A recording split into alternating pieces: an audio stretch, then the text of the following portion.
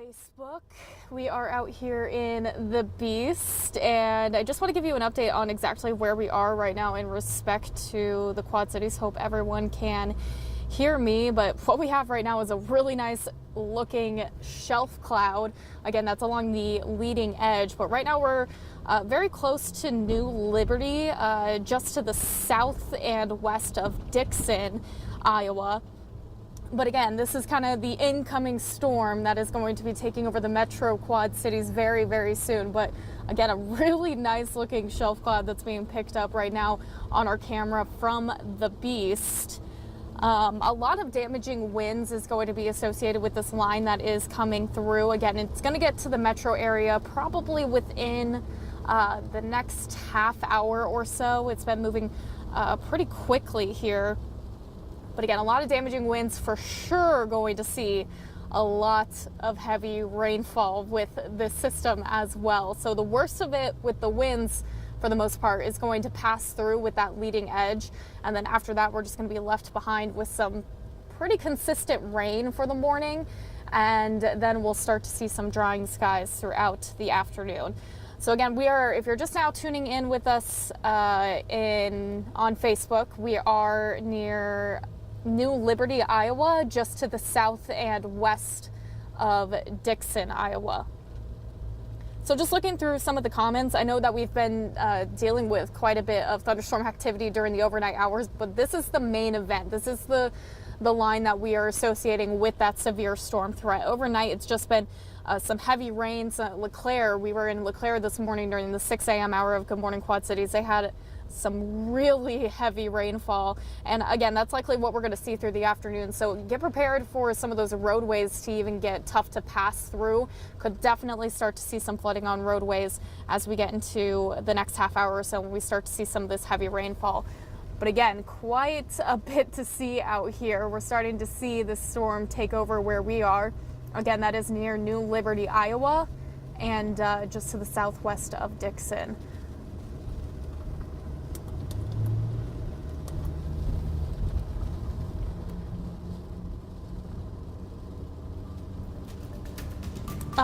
So a little bit on that threat that we are tracking for today. Metro Quad Cities right now is in that level 2 out of 5 threat. To the south of the Quad Cities is where we do see a level 3 out of 5 threat. We're going to monitor it closely over the next hour or so. If it continues to keep its energy, we'll see that concern get stretched on to the Illinois side. But right now, that watch is issued only for the Iowa side as these storms are slowly and surely inching their way towards the Metro Quad City region.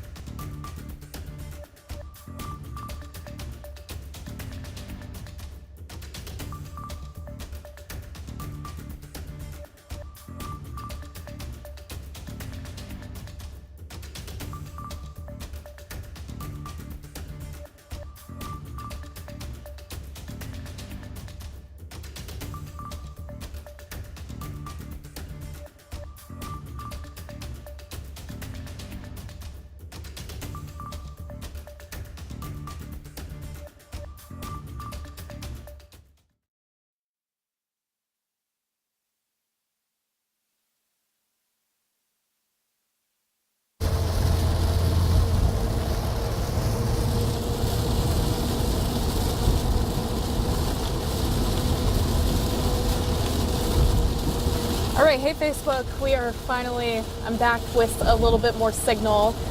We're kind of towards, I think, a little bit north of Walcott. Let me verify that real quick. I know Walcott's just now starting to see this beginning to pass through. So yeah, we're just north of Walcott.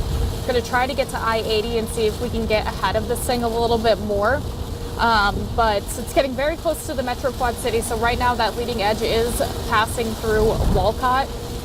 I'm going to say the good news right now is we've been trying to watch this, the warning that was associated with it before out near West Liberty. It's kind of lost a little bit of its energy. So far we've just been really seeing a lot of heavy rain, as you can see right now on the camera here in the Beast. A little bit of some gusty winds here and there, nothing too crazy, but definitely visibility is reduced with this heavy rain. So that's something to keep in mind here as this line continues to progress into the metro area. Give yourself a couple extra minutes, especially if you're about to head out and drive around the Quad City region. But we're going to continue to watch this closely. We still have that chance for some of these storms to get a little crazy, maybe tap into some of that moisture that we have been seeing, get some of that energy that's been laying around so far this morning. And that could cause some of those gusty winds still, but not seeing anything too crazy out there on radar in respect to the winds. So that's a little bit of a win here for us, but still a lot of rainfall that we are going to see. Definitely some frequent lightning at times. So we're just gearing up pretty much for a rainy morning here. Again, we are just north of Walcott. So we are going to continue to try to push ourselves to I-80 and maybe get to this edge or maybe a little bit ahead of it. See if anyone has any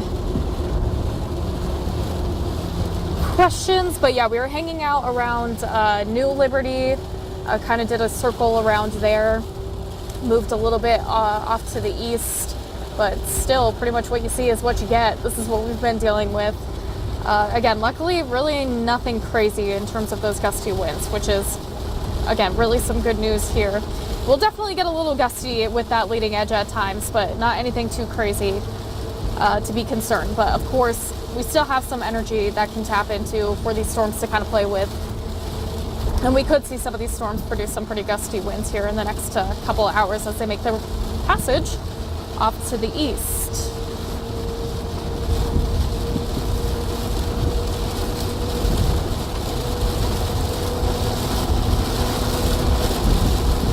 Let me see where we are exactly one more time. Give you one last little update, and then I'll leave you guys here. And of course, I'll continue to track these storms, and we'll update you as these progress through the metro area. So again, if you are in the metro area, this is your early heads up. This is coming your way very soon. Again, it's passing through Walcott right now, so it's just slightly off to your east. Gonna get there very soon. Okay, so we were just outside of Maysville. So north of I-80, just outside of Maysville. I'm looking at I-80 traffic, in fact, right near Walcott, showing some slower traffic, which definitely is the case. Again, with these heavier rain showers, visibility gets a little dicey at times. So give yourself a couple extra minutes if you do plan on heading out here in the next hour or so, especially as these storms make their way through the metro area. So again, we're going to try to get ourselves to I-80, maybe push ourselves a little bit ahead of the storm, but I'll continue to bump back in and give you updates as we progress through. Thanks, guys.